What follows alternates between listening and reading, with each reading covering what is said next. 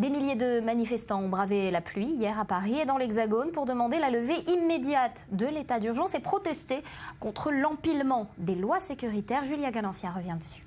Levez l'état d'urgence! Le message est clair. Les manifestants battent le pavé pour dénoncer le projet de déchéance de nationalité et l'état d'urgence en France.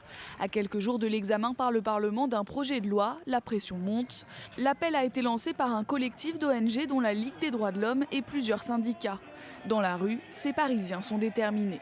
C'est pas en changeant un texte, un article de la Constitution qu'on va faire taire les terroristes.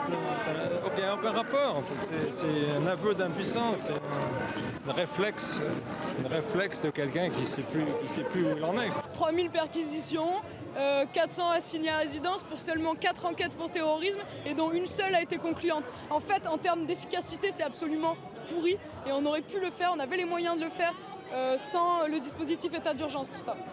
Pourtant, 4 Français sur 5 sont favorables à une nouvelle prolongation de 3 mois de l'état d'urgence, selon un sondage IFOP pour Atlantico. Pas de quoi démoraliser ces manifestants. Trempés mais souriants, de la place de la République à celle du Palais Royal, le cortège a rassemblé 5000 personnes selon la police, 20 000 selon les organisateurs.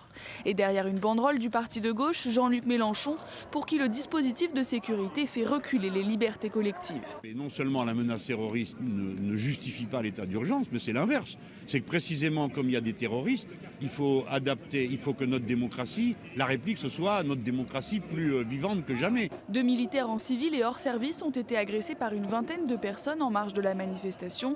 L'enquête doit déterminer s'ils ont été visés en raison de leur qualité de militaires ou s'ils ont pu être pris pour des militants d'extrême droite. Le prochain rassemblement parisien est prévu devant l'Assemblée nationale vendredi 5 février, le jour du début de l'examen du projet de révision constitutionnelle.